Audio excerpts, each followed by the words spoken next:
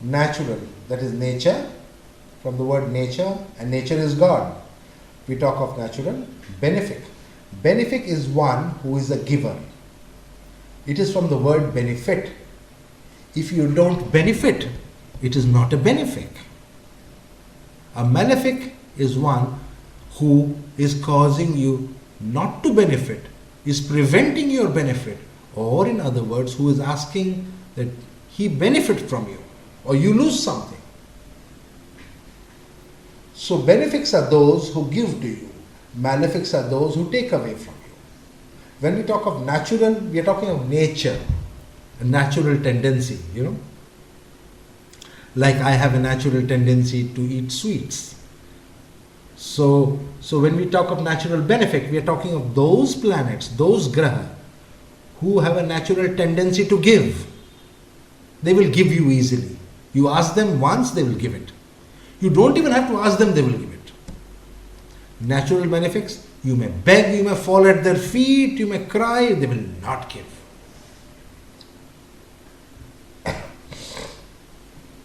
Now, look at the list of the natural malefic planets. Surya. Why would the sun be a natural malefic planet?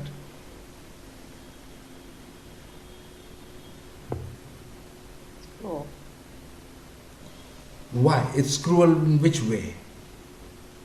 It's very, very hot, very, can be punishing. Right. So what is he not giving you by which you are feeling punished? See, our definition was from the word benefit. So I would like to know what we are getting and what we are not getting, or is there something which we don't want which is being thrust upon us? Surya, burning of the soul. At a soul level you are burning. You are burning because of your sins, as if poison has gone all over you. When someone consumes poison, the whole body, you're bit by a snake, the whole body burns. It's that burning. Unforgiving. No. You have so much karma left. You have to finish the karmas. You have to experience it. You cannot run away from this planet. I feel like committing suicide. No, you cannot. You will have to be there. This is the rule and you have to obey the rule, whether you like it or you don't like it. That is Surya. He will not give you a benefit. You are equal to everybody else. A rule meant for you is a rule meant for everybody else. You are not a person to whom an exception of the rule will apply.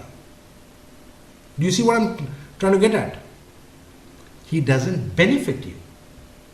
He only ensures that everybody follows the rule. He's like an old headmaster of a school. Okay? Next comes to Shani. He gives you a lot of sorrow. So he benefits you with sorrow, is it? Exactly. He who gives you sorrow, he who gives you poverty, he's basically taking away wealth from you. From the inside and from the outside, you have poverty. Poverty shows on your head, it bows down. So that poverty which is draining of things away from you, slowly being sucked, that is Shani. What about Mangala? He doesn't slowly drain out. He doesn't have the time. He's busy. He has to do it right now. Either you give it, fine, otherwise give me your hand. It's like that Shylock. He must have his pound of flesh. The moment he gets it, he's gone. And he doesn't have time. He has to do it fast because he has to go to somebody else and there's so much to do. He's too busy. A Chandra with low light. This is false promises. Chandra, as we said earlier, was one who said, I'll make you king. But he doesn't have the light to make you king. If he does not have the resources to make you the king, how can you become the king? You cannot. If I don't have the ability for being the best painter, I can't be the best painter. I may be a painter, but I can't be the best. So the one who makes you the best in anything is Chandra. It's your mind. It is the quality of your mind that tells us whether you will be the best or not in something.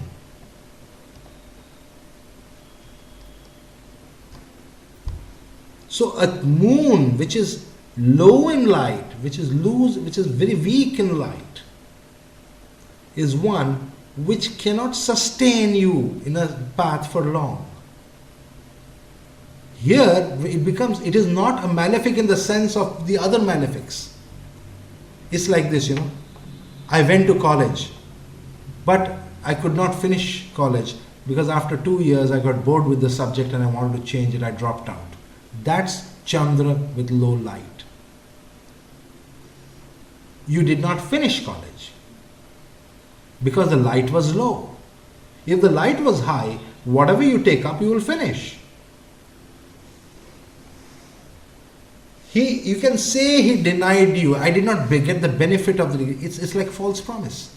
You went to school with the hope that you'll finish school, but you didn't finish the school. Then why did you go there? It was false hope. You see where I am? It is not destroying something. It doesn't have enough gas to drive the whole way. So the remedy for Chandra with low light is to fill it up with gas again. Is it not? If I can make it shine more, I will be able to solve my problem. Okay. Come to Rahu. There is no light. I am operating in complete darkness. I know nothing about something and still I have ventured into it. Has this ever happened in your life? It has happened. Many times we have got married and we don't know why the hell we got married. We have done things in our life without any light. No application of knowledge. You did what others did, Other people were doing it, so I also have to do it. That's Rahu in a house. When Rahu is in a particular house, it tends to make you do things without thinking of consequences. Or sometimes you are breaking laws because you are in darkness. You are not fully aware of what is right and what is wrong. And how, by breaking that law of nature, you are actually doing something bad to nature. And in the process, it will come back to you as bad karma. Ignorance of every kind is Rahu. Every kind of ignorance. That is why it is a malefic. Because it denies you knowledge. Ketu is also a malefic. But Ketu is not following the Saturn kind of situation where it's sucking knowledge out of you. Rahu sucks the knowledge out of you. Slowly sucks it out. Ketu is behaving more like Mars. I just have to finish it right now. In the next 1 hour, I have to finish the homework. If you're going to work like that, your homework is going to be miserable. You see, you will not do a good job. You will make many mistakes because you are working under too much pressure. Remove the pressure and work, and you will see it will be. So Ketu indicates working under pressure, working under stress. Whichever house has Ketu is the house which is going to cause stress and pressure. People with Ketu in the 7th house will say, my spouse is a nag.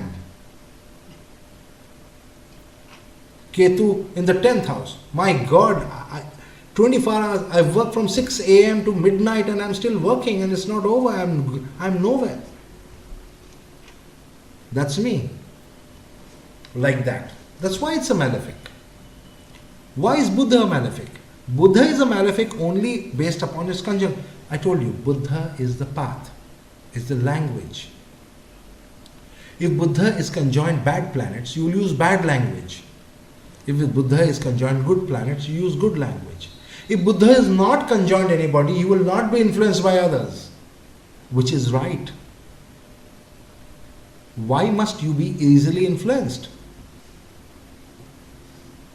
Mercury should not be conjoined anybody, not even good planets. But then if it is conjoined a good planet, some good influence can change your life completely. Your whole life will get changed when a good planet conjoins Mercury, because you will take to a path which is shown by that good planet. So if among all the planets who have to conjoin or influence your life path, who do you think is the best? Is it not Jupiter? That is why they say Buddha Guru Yoga. Buddha Guru Yoga means you are fortunate that you will always be picked up to be guided.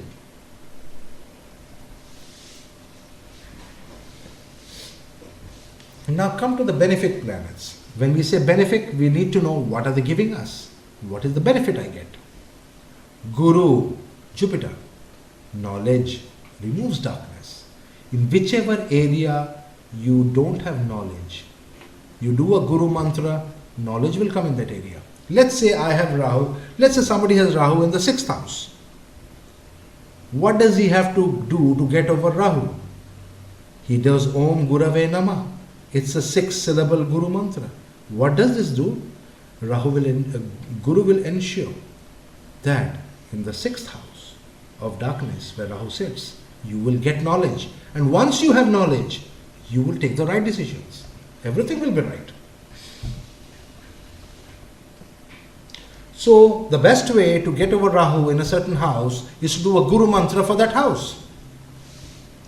And now with this basic understanding of malefics and benefics, I realize that if I pray to a benefic, the chances that I'll be blessed are much higher. So why should I not pray to the benefics? Guru is the giver of knowledge. He is the giver of wealth of every kind. Everything that you value, he can give to you because you have the knowledge, and so you can get it.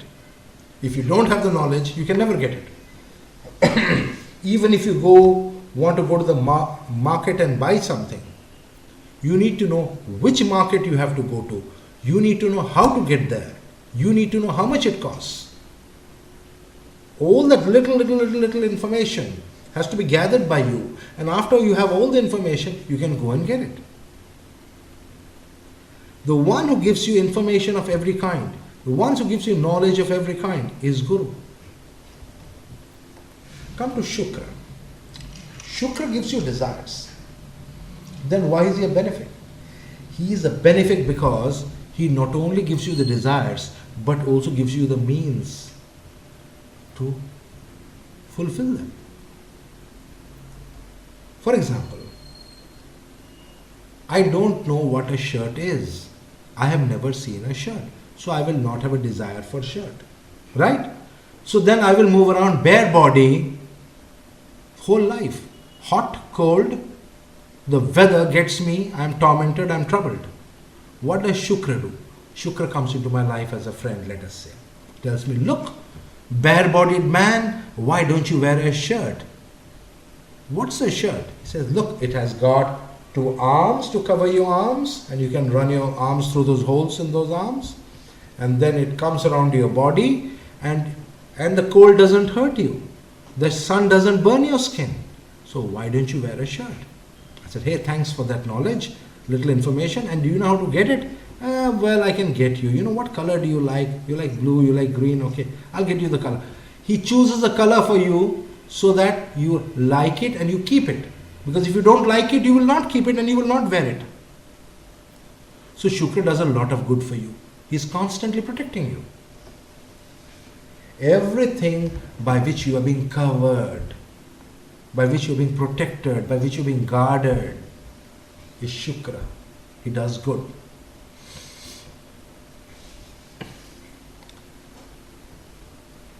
The soul, the human soul, or the soul of every living being is covered by karma.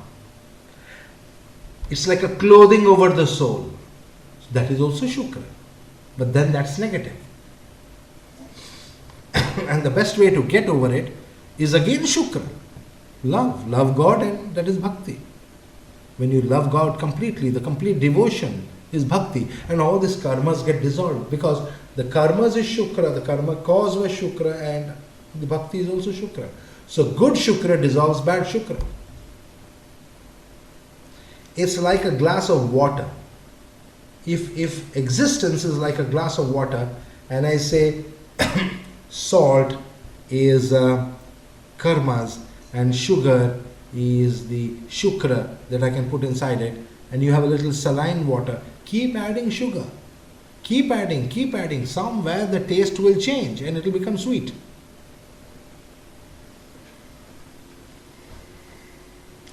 Chandra with high light, with a lot of light, is benefic. You know why. We talked about low light, so you know high light.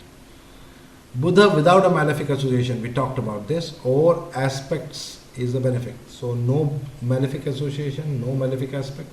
Beautiful. So, need you to think more about natural benefic and malefic planets, and also what are the other ways in which these planets become benefic or malefic? What are the unnatural means? We talked of natural, there must be unnatural also. So this is what you need to study before we can go into studying charts.